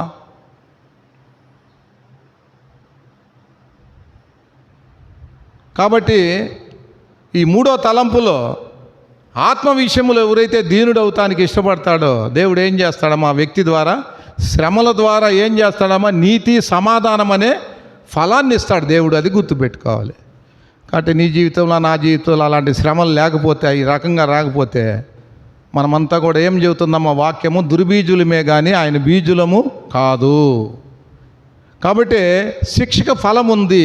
ఏంది శిక్షక ఫలం అంటే మనం చూసాం కదా, నీతి సమాధానం అనే ఫలము. కాబట్టి మనము ఏమంటాం? ఇందాక చెప్పాం నీతి అంటే ఏం చెప్పాం? న్యాయము. అంటే ఆయన నాకు న్యాయం చేశాడు కాబట్టి నేనేం చేశానమ్మా? ఆయనకి న్యాయం చేశా. ఆయన నన్ను ఒక్కడే కన్నాడు కాబట్టి శ్రమల ద్వారా, నేను ఇద్దరిని కన్నా కాబట్టి ఆయనకి న్యాయం చేశానా లేదా? నువ్వు ఆ న్యాయం చేయకపోతే నీకు శిక్ష ఫలము లేదు కాబట్టి నీకు నీతి సమాధాన ఫలం అనేది లేదు. You are not Christian. నువ్వు వచ్చిపోయినా నువ్వు బాలలో చెయ్యేస్తున్నావు కాబట్టి నువ్వు అపరాధివి, నువ్వు బలహీనరాలివి, రోగివి, ఎన్నాళ్ళున్నా నువ్వు బతుకు నిద్రించడమే కానీ బతుకులు ఏం లేదు. యాక్టివిటీస్ అంతే, గుర్తుపెట్టుకో. 4వ మాట చూడమ్మా, ముగిస్తా. అపోస్ కార్యాలు 20వ అధ్యాయము 24వ వచనం.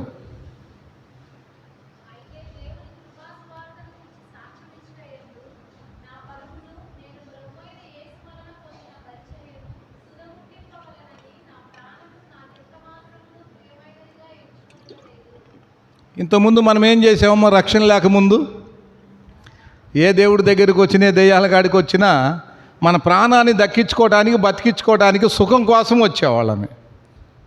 ఇప్పుడు నువ్వు నేనేం చెబుతున్నాడు పౌలు గారు? దేవుడు అప్పగించిన పని విషయంలో మన ప్రాణాన్ని, అతను తన ప్రాణం కాదు, నీ ప్రాణాన్ని నా ప్రాణాన్ని ఏందమ్మా అంత ప్రియంగా మనం ఏం చేయకూడదు తల్లి? ఎంచుకోకూడదా? ఎంచుకోవాలా? అది ఎంచుకోకపోవటం అంటే ఎవరు ఎంచుకోవట్లేదు చెప్పండి తల్లి? అర్థం ఎవరికి అప్పగిస్తాడు దేవుడు? ఎవడైతే శిక్షాఫలానికి ఇష్టపడతాడో, ఎవరైతే ఆయన కుమారుడు కుమార్తె అయినోడికే ఆయన తాళం ఇస్తాడు. వేరే వాడికి ఇస్తాడా? అయ్యా 10 నిమిషాలు కాదు, 1 నిమిషం కూడా ఎవరు. ఎందుకని? ఆ నమ్మకత్వం లేదు. కాబట్టి ఆ నమ్మకత్వం నీలో నాలో ఉంది కాబట్టి ఇందాక ఈ మాటకు టైం చాలని ఆపే. రోమా 8:17 కూడా మనము క్రీస్తుతో పాటు మనము వారసులంగా మనం ఉండాలంటే ఆయనతో పాటు శ్రమ పడితేనే వారసులు. ఆ వారసుడికి ఏం చేస్తాడమ్మా? ఆ తాళాలు ఇస్తాడు, ఆ పని ఇస్తాడు. ఇక్కడ ఈ పని పరిచర్య ఆయనకి ఇచ్చాడు. ఇచ్చినప్పుడు మనం ఏం చేయాలి? నమ్మకంగా చేయాలి. ప్రాణాన్ని ప్రియంగా ఎంచుకుంటామా? ఒక రకంగా సంఘంలో ఏ వ్యక్తి అయినా సరే, కాన్వికేషన్స్గా నిన్న మా అమ్మాయి అన్న, ఏది జరిగినా ఏం చెందినా ఆశీర్వాదాల కోసమే మనము, లేదా దేవుడు మందిరానికి వెళ్తే ఇది చేస్తానో అది చేస్తానో ప్రార్థన చేస్తానో ఇవన్నీ చెప్పి మనం దానికోసమే ప్రాణాన్ని ప్రజ్వలింప చేసుకోవడానికి వస్తున్నాం కానీ దాన్ని తెప్పరిల్లు చేసుకోవడానికి వస్తున్నాం కానీ దాన్ని విడిచిపెట్టమని ప్రభు చెప్తున్నాడు. కాబట్టి మన అనుదిన క్రైస్తవ జీవితంలో మనము ఆ పని విషయంలో ఎలా ఉండామనేది మనం అర్థం చేసుకుందాం. కొరింథీయులకు రాసిన మొదటి పత్రిక 5వ అధ్యాయము 1వ వచనం. ఊరక మీకు ఇంటూ ఇస్తున్నా. కొరింథీయులు ఏం కనపడిందమ్మా? జారత్వం కనపడింది. ఒకటి పినతల్లి భార్యని ఏం చేసుకున్నాడమ్మా? అతను ఉంచుకున్నాడని తెలిసింది. అయితే అక్కడ 7వ వచనం ఏం చెబుతున్నాడు? 6వ వచనము వాళ్ళు ఆ విషయంలో కొరింథీయులు ఏం కనపడుతుంది? సిగ్గుపడలా. వాళ్ళు ఏం చేస్తున్నారు? ఉప్పొంగుతున్నారంట. అర్థం, జారత్వం విషయంలో ఉప్పొంగుతున్నారంట. పౌలు గారు ఏం చెప్తున్నాడు 7వ వచనంలో? ఒరే ఒకసారి యేసు ప్రభు మీకోసం పసుగా వధించబడ్డాడు కదా, మళ్ళీ మీరు పులిపిండి లేనివారుగా ఉండమంటే మళ్ళీ ఎందుకు పాత జీవితాన్ని తీసుకొచ్చారని పౌలుగా చెప్తూ 7వ వచనంలో ఏమంటున్నారు? మీరు అచ్చయపోవటం మంచిది కాదు, పులిసిన పిండి కొంచెమైన ముద్దంతా ఏమవుతుందమ్మా అంటే, ముద్ద అంటే ఏంటిది? ఇప్పుడు నా దేహమే ముద్ద, ఆయన సంఘమే ముద్ద. ఇప్పుడు నాలో ఏదన్నా పులిపిండి ఉందనుకో, నాలో ఏదైనా జారత్వం ఉందనుకో, ఇప్పుడు ఎవరికి అవమానం వస్తుంది? నాకు వస్తుందా ఏమ్మా? కాబట్టి ఎవరైనా ఈ జయానా వేసుకోవాలా లేకపోతే ఇది అనేది కాదు. ఏదైనా సరే ఒక పనికి మాలోడు మొన్న తాగి ఏం చేశాడు, గబ్బు చేశాడు లోకం అంతా. ఈ దరిద్రులు తెలియక అసలు చెప్తారు ఒక చాలా వస్తాయి ఇంకా చాలా. ఇప్పుడు దాన్ని బట్టి ఏమొచ్చింది, ఈరోజు సువార్త మూగిపోవటానికి అన్నిటి కారణాలు అవుతుంది. ఇంకా చాలా జరుగుతుంది ఈ దరిద్రుల వలన. ఇప్పుడు ఏం జరుగుతుంది ఇప్పుడు దీనివలన? అతను తప్పు చేసిన దానికి ఎక్కడికి వచ్చింది, అది సంఘానికి వచ్చింది, ఆయన దేహానికి వచ్చింది. అయితే దేవుడు ఏమని చెబుతున్నాడమ్మా? 10వ వచనం చూడు తల్లి, 11 నుంచి 13 వచనాలు. 1 కొరింథీ 5వ అధ్యాయము 11 నుంచి 13 వచనాలు చూడు తల్లి.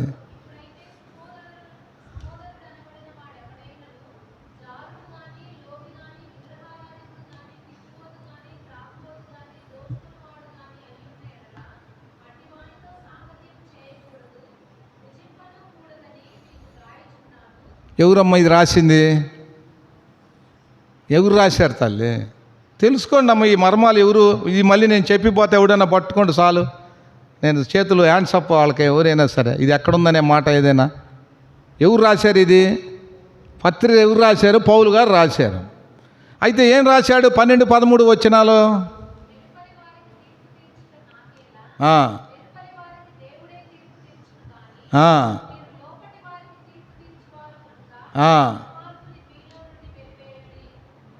అయిపోయిందా 13? ఇప్పుడు ఏం చెప్పాడమ్మా? ఎవరైతే ఎవరిని బట్టి ఆ సంఘం ముప్పొక్కుతుందో వాడిని ఏమన్నాడమ్మా? ఆ దుర్మార్గుణ్ణి సంఘాన్ని నుంచి వేలేయమన్నాడు. వేలేయమంటే మందిరానికి రావద్దని కాదు తల్లి. ఏ పరిచర్యలో ఆ వ్యక్తిని వాడుకోకూడదు. అర్థమవుతుందా? మనిషి పాపి అయిన అభిషేకం బాదు. అభిషేకాన్ని మనం కాదనే అధికారం మనకు లేదు. కానీ ఆ వ్యక్తిని ఆ ముద్దలో వాడుకోకూడదు, ఆ సంఘం అనే దాంట్లో వాడుకోకూడదు, వెలివేయాలి. ఇది అవునా కాదమ్మా? అయితే ఈ విషయాన్ని ఎవరు చెప్పారు? పౌలు గారు చెప్పారు. అయితే ఇప్పుడు వీళ్ళు ఏం చేయాలి? కొరింథీయులు అది అంత పెద్ద మహానుభావుడు, అంత పెద్ద ఆయన వచ్చి మన కోసం ఈ పత్రిక రాస్తే మనం తప్పిందమని వాళ్ళు అనుకోలే. వాళ్ళు ఏమనుకున్నారు అక్కడ వచ్చేలాకే? ఈడోవుడురా మా విషయాన్ని చెప్పటానికి. మేమంతా కొరింథీ అంటే అది ఊరు. కొరింథీ అనే సంఘం అనమాట. ఆ ఊరు పేరు ఆ సంఘం వచ్చింది. వాళ్ళంతా ఏం చేశారు? పౌలు విషయంలో విషం కక్కుతున్నారు. పౌలు ఈ మాట చెప్పాడని. అంటే నేను మీకు ఎందుకంటే అపోస్తల 20వ అధ్యాయం 24వ వచనంలో పౌలు గారు ప్రాణానంత ప్రియంగా ఎంచుకోకుండా దేవుడు పరిచర్య చేస్తుంటే వీళ్ళు ఎలా ఉన్నారు? సంఘస్థులు ఎలా ఉన్నారంటే వాళ్ళ సుఖాల కోసం, సౌఖ్యాల కోసం వాళ్ళ ప్రాణాన్ని ఏం చేస్తున్నారమ్మా? ఆనందాన్ని పెట్టుకుంటున్నారు. ఇది కాదురా బాబు, ఇది తప్పురా బాబు అంటే వాళ్ళ మీద ఏం చేశారు ఈ వ్యక్తులు? పగ పెంచుకుంటున్నారు. అర్థమవుతుందా? వాళ్ళ మనసులో సంకుచితం కొంచెం అంటే తక్కువగా చేసుకున్నారు, ఎక్కువగా ఇష్టపట్ల. అందుకనే ఈ మాట చూడమ్మా. 2 కొరింథీయులు రాసిన పత్రిక 7వ అధ్యాయము 1, 2, 3 వచనాలు చూడు తల్లి. 6, 11 మీరు చూసుకుంటే 2 కొరింథీ 6, 11, 12 ఇంటికి పోయి చూసుకోండి. వాళ్ళు ఎలా ఉండారో కొరింథీయులు. మమ్మల్ని ఈ మాట అంటాడా ఆ మాట అంటారని ఆయన మీద మనసులో పెట్టుకున్నారు. 7, 1 నుంచి 3 వచనాలు చూడు తల్లి.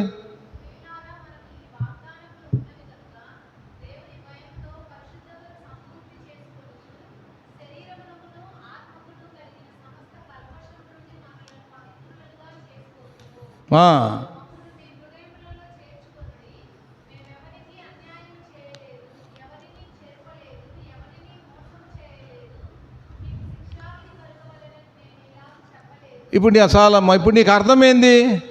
ఇప్పుడు కొరింథీయులకి ఏముంది? కొరింథీయులకి ఏముంది? బైబిల్ తెలుసుకోండి అమ్మా. ఏముంది అక్కడ? వాళ్ళు చేసిన పనులకి ఏముంది తల్లి? శిక్ష ఉందా లేదా? అక్కడే ఆన్సర్ రాశాడు చూడమ్మా.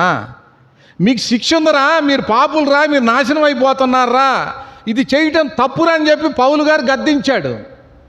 వాడు పోతే పోయాడు, నాశనం అయ్యి అనుకుంటే పౌలు గారు ఎందుకు మాట్లాడతాడు? అర్థమవుతుందా? ఒక వ్యక్తి నష్టపోతారని రెండో వ్యక్తి, ప్రేమ కలిగిన వ్యక్తి, నువ్వు నష్టపోతావరా, ఇది చెయ్యగాకరా, ఇది తప్పురా, ఇది ఒప్పురా అని హెచ్చరించి బోధించి సరి చేస్తున్నప్పుడు ఈ వ్యక్తి ఏమంటున్నాడు? ఎప్పుడు నాశనం నాశనం నాశనం కోరుతాడు. నువ్వు నాశనం అయ్యావనే వాక్యం చెప్తుంది. ఆ నాశనం నుంచి బయటపడరా బయటపడరా బయటపడరా అని చెప్తుంటే ఒకరిని చూసి ఒకడు ఏం చేస్తున్నారు? పురుగులు పాల్చిన వాళ్ళు పురుగులు కొలుపుకుంటూ సత్యాన్ని ఏం చేస్తున్నారు? అసత్యం చేస్తూ పరిశుద్ధాత్మని ఏం చేస్తున్నారు? కాళ్ళలో తన్నుతుంటూ నువ్వు నాశనం అయ్యి ఇంకొక బలహీన విశ్వాసిని కూడా ఏం చేస్తున్నారు? నాశనం చేస్తున్నారు. సంఘ క్షయం ఇవ్వటానికి కారణమవుతుంది కానీ అభివృద్ధి చెందటానికి లేదు. కాబట్టి ఇక్కడ ఏం జరిగింది? మీకు శిక్షావిధి కలగాలని కాదు, మీరు చేసిన దానికి మీరు శిక్ష ఉందా మీకు.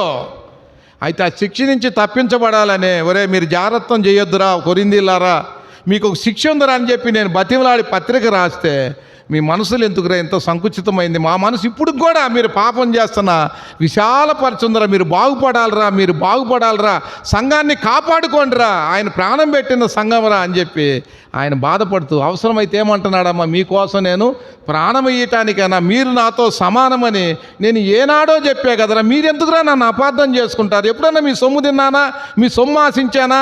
మీకు నేను ఎప్పుడు సేవకుడుగానే ఉన్నాను కానీ దాసుడుగానే ఉన్నాను కానీ ఎప్పుడైనా మీ మీద అధికారం నేను చలా ఇచ్చానా? అధికారం కావాలని నేను కోరుకున్నానని ఏడుస్తున్నాడమ్మా పౌలు గారు. అర్థమవుతుందా? ఈరోజు సంఘాలు ఎలా ఉందమ్మా? నువ్వెడిదిరి శిక్షలోనో నువ్వు పాపంలోనూ నాశనం అయిపోతున్నావు అనే సంగతి బైబిల్ చెబుతుంది. వద్దురా కొడక కింద పాల విషయం చెప్పిల్లా అంటే ఈయనకి ఒక్కడికే తెలుసు మాకేం తెలియదా అంటే నువ్వు బైబిల్లోకి రా. లేదు ఇది ఏడుందో నువ్వు అడుగు. పక్కన పోయి ఎన్ని కొరుక్కుంటే ఎవరు నష్టం? నువ్వు ఎవరిని సత్యాన్ని అంటున్నావు? ఎప్పుడో పోయావు, లేవు బైబిల్లో. నువ్వు ఉన్నాననుకుంటే ప్రయోజనము. కాబట్టి 7వ వచనం చూడమ్మా, 7:7.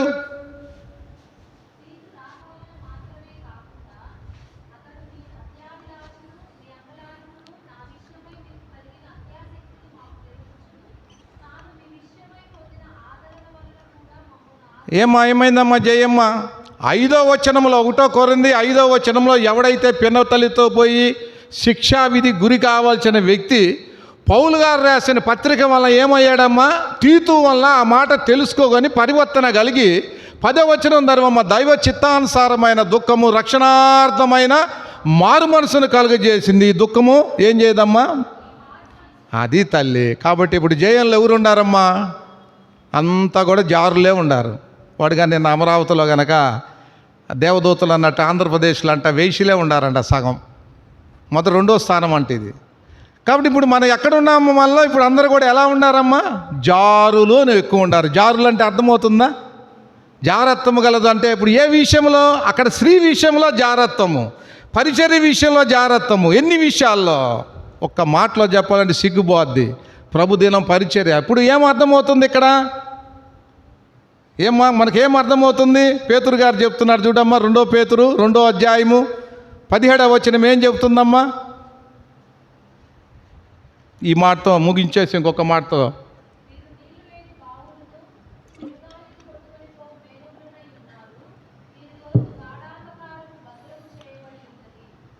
చదువు తల్లి. నేను మొత్తం చదవండి అమ్మా, 21 దాకా మీరు చదువుకుంటే తొందరగా ఆపేస్తా మాట.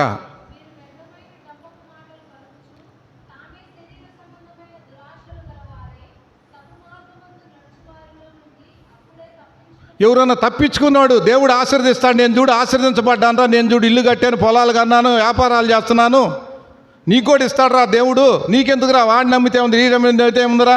దేవుడు ఇచ్చింది ఎందుకురా? అనుభవించడానికి కదంటరా. అనుభవించకుండా జీవితం ఎందుకురా? ఏరా సురేష్? కాబట్టి నువ్వు కూడా ఏం కావాలరా? నాతో పాటు పోటీ పడరా. అదృష్టం రా, ఎవరికి ఇవ్వడరా ఈ అదృష్టం? ప్రభు ఇచ్చాడు కాబట్టి అనుభవించాలరా. ఏ బ్రోజ్ చేయించుకోవాలరా, లిఫ్ట్కి పోవాలరా, పేర్లాల పోవాలరా, యజ్బేల్ లాగా మించిపోవాలరా. దొరికిందల్లా మందరు ఇది అవకాశం తప్పితే దొరకదురా. ఎవరండి సుందరరావు గారు? ఇది ఇసాకు బావిలు తవ్వారమ్మా. ఇసాకు దొవ్వుకున్న బావిలు నీళ్ళు ఎవరు తాగారు? ఇసాకు కొడుకు యాకోబు సంతానము రిబ్కా తాగారు. వాళ్ళ ఊళ్ళో వేరే వాళ్ళకి ఎవరు పొయ్యిలా వాళ్ళు. అందుకే సమరశ్రీ యాకోబు దొవ్విచ్చిన బాయ్ అని చెప్పింది. ఆ బాయ్ ఎవరు తవ్వుకున్నారు? యాకోబు తవ్వాడు, వాళ్ళ కొడుకులు అనుభవించారు. అది పాత నిబంధన. ఇప్పుడు కృత నిబంధనకు వచ్చేళ్ళకి ఎలా ఉన్నావు? నువ్వు బాయిగా ఉన్నావు కానీ నీళ్ళు ఎవరికి? నీ అంతా నువ్వు బ్రతకటానికి, నువ్వు జీవించటానికి. మేఘాలు అయితే ఉండే కానీ గాలి సాతాను ఏం చేస్తున్నాడు? అది కురవకుండా ఆశీర్వాదం కుమ్మకు నెట్టేస్తున్నాడు. వాళ్ళకేముందమ్మా?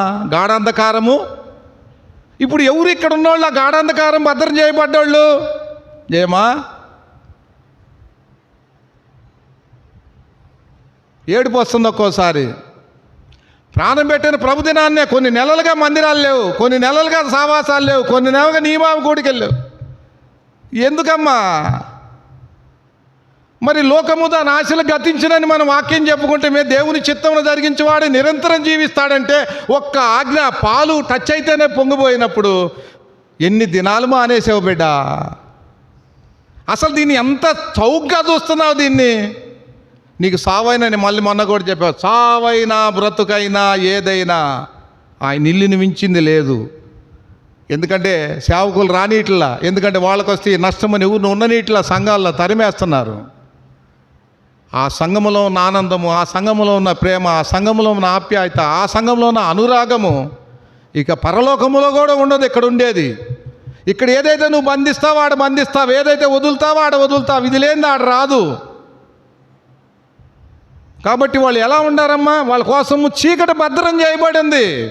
ఏంది ఆ చీకటి? కటిక బిలాం పౌలు గారు చెప్తారు, దేవదూతలకు ఇచ్చింది ఆ చీకటి.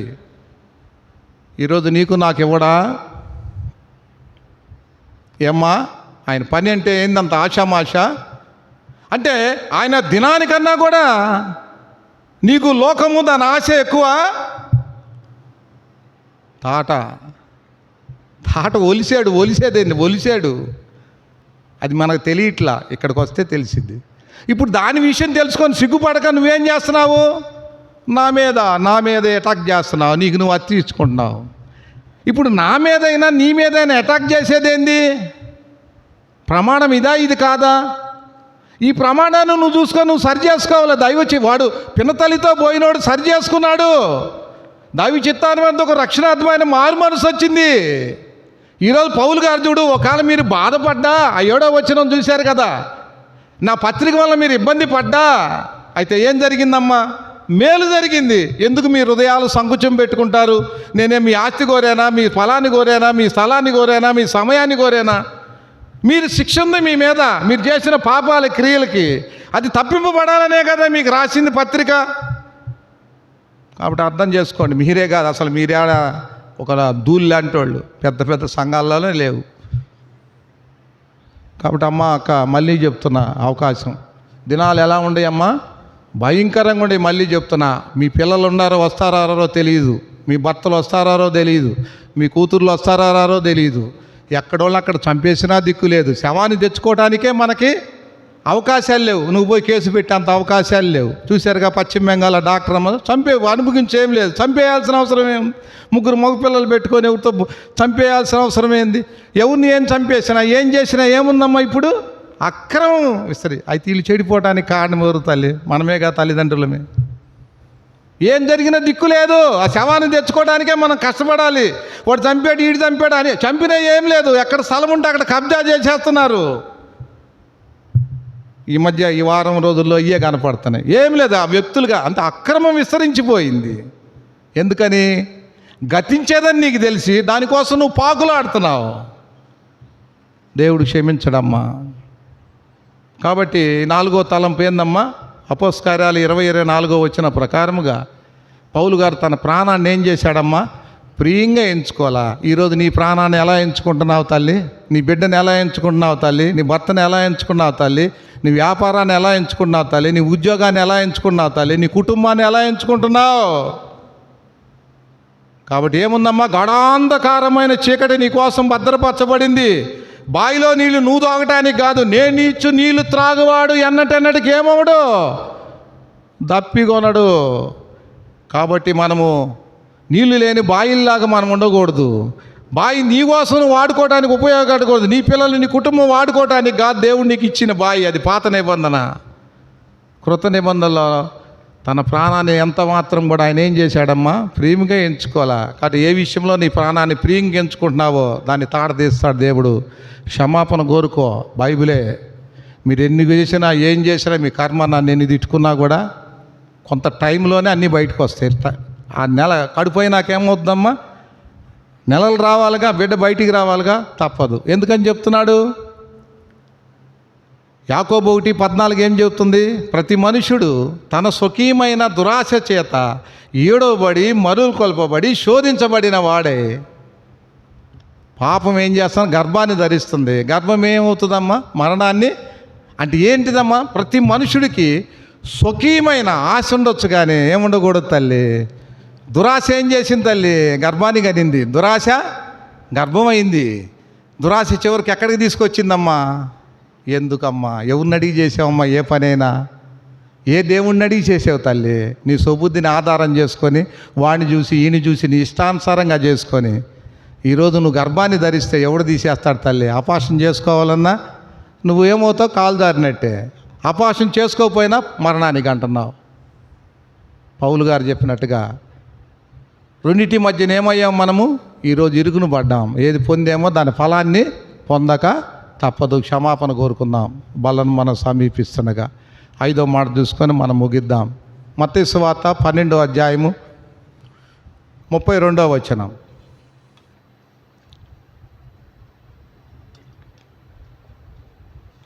కానీ 5 నిమిషాలు.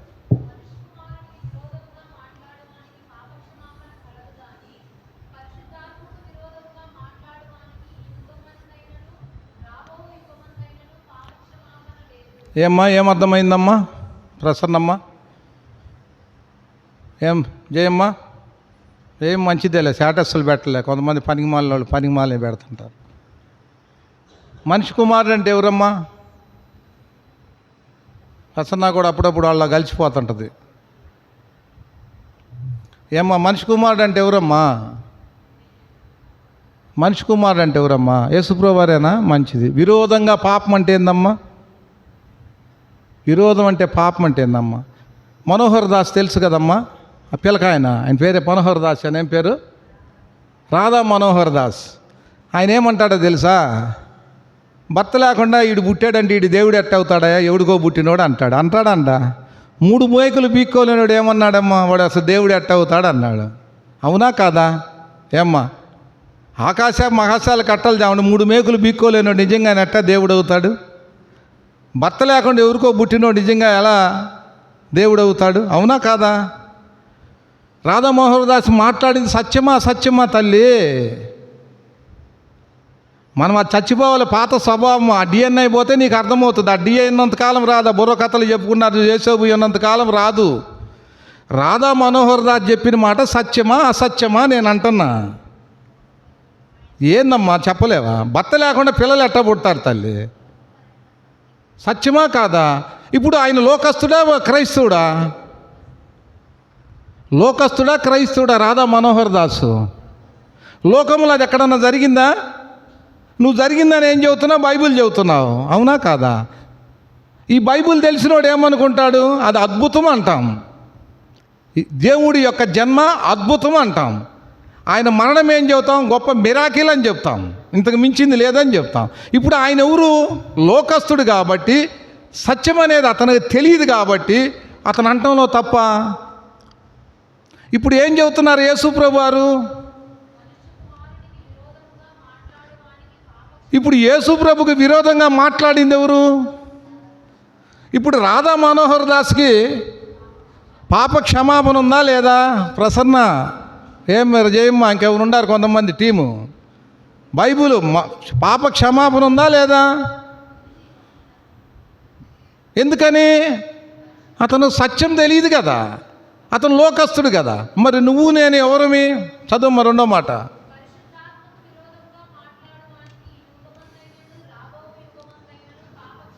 ఇప్పుడు పరిశుద్ధాత్మ విరోధం అంటే ఎవరు? ఇప్పుడు మనం ఎవరుమి? మనం ఎవరు తల్లి? ఎన్నిసార్లు చెప్పా తల్లి? ఎఫెసీ 1:12 ప్రకారం ఎప్పుడైతే ప్రభు నొప్పావో నీకు ముద్రగా వేశాడు. 2వది పరిశుద్ధాత్మ నీకు సంచికరువుగా వేశాడు. అవునా కాదా? నువ్వు ఆ పరిశుద్ధాత్మ కదా. పరిశుద్ధాత్మ అయితే ఇప్పుడు నువ్వేం చేస్తున్నావు? ఆత్మచేత నడిపింపబడాలా లేదా? హెబ్రీయులు రాసిన పత్రిక 6వ అధ్యాయం 4వ వచనం. హెబ్రీయులు రాసిన పత్రిక 6వ అధ్యాయం 4వ వచనం. త్వరగా.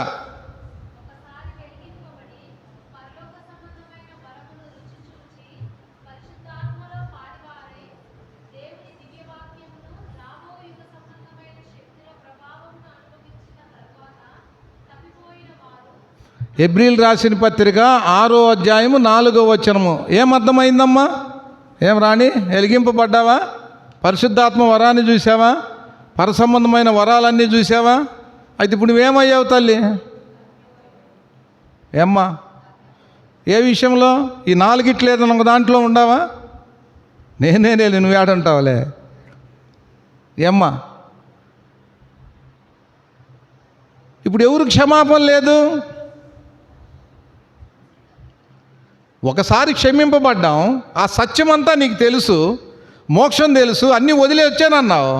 మరి నీ ఇష్టానుసారంగా నువ్వు బతుకుతున్నావంటే, నీ ఇష్టానుసారంగా నువ్వు చేస్తున్నావంటే, ఇప్పుడు నువ్వు పరిశుద్ధాత్మను ఏం చేసావు తల్లి? దుఃఖపరిచావు, ఎదిరించావు, చివరికి ఏం చేసావు తల్లి? ఆర్పేసావు. జాగ్రత్త. అప్పుడు నీకు క్షమాపణ ఉందా?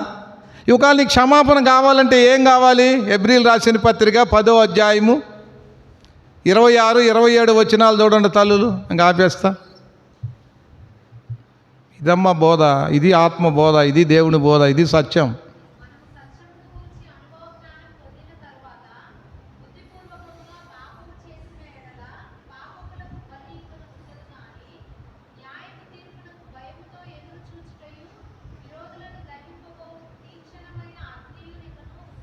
ఇప్పుడు ఏమని చెప్పాడమ్మా? మత్తయి సువార్త 12వ అధ్యాయం 32వ వచనం ఏం చెబుతుందమ్మా? మనిషి కుమారుడు విరోధంగా ఉన్న రాధా మనోహర్ దాస్కి పాప క్షమాపణ చేస్తా అన్నాడు కానీ దేవుడు ఇప్పుడు పరిశుద్ధాత్మ విరోధమైన నీకు నాకేమి లేదని చెబుతున్నాడమ్మా. క్షమాపణ ఎప్పుడు చెబుతున్నాడమ్మా? ఇక్కడ లేదు. యేసు ప్రభు దవల అక్కడ దాకా నువ్వు నేను ఉండవులే, అక్కడ లేదంట. మరి నువ్వేం చేస్తున్నారన్నా? ఇక్కడ ఎవరన్నా పెద్దన్నలు నిద్రలేస్తే ఏం చేస్తావమ్మా? మోడీగాడిట్ట, వాడిట్ట, ఈడిట్ట, ఏంది తల్లి?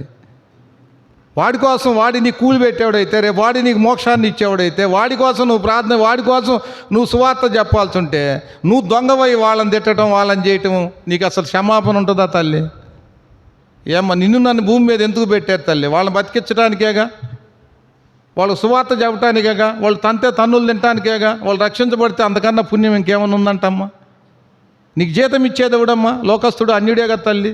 నీ మోక్షాన్ని ఇచ్చేది వాడే కదమ్మా. నిన్ను యేసుక్రీస్తు ప్రతినిధిగా పెట్టాడు కదా తల్లి లోకంలో. నువ్వేం చేస్తున్నావు? డలారి మాటలు, డలారి కథ. ఆ ఎమ్మెల్యే కావాలి క్రైస్తవుడు, ఎంపీ కావాలి క్రైస్తవుడు, కొట్టండి ఫోన్పేలు ఏం చూసి ఈ దరిద్రులు మనోళ్ళు కూడిని ఈ దరిద్ర పనులన్నీ ఒకటి చూసి పెట్టేసి అసలు సత్యమా సత్యమా, ఇది కాదా, ఇది అవుననేది లేకుండా ఒక్కోడికి ఎంతమంది భార్యలు ఉండారు, ఎంత తాగుబోతాడు, ఎన్ని బ్రాండులు తాగుతాడు, ఈడెవడు, ఈడు బతికేంది, ఈడి చరిత్ర ఏంది, ఈడేం మాట్లాడుతున్నాడు, సువార్త చెప్తున్నాడా, దేవుడు వాక్యం చెప్తున్నాడా, దేని గురించి అని ఒక్క ఎదవన్నా పరీక్ష ఇచ్చినోడు ఉన్నాడమ్మా?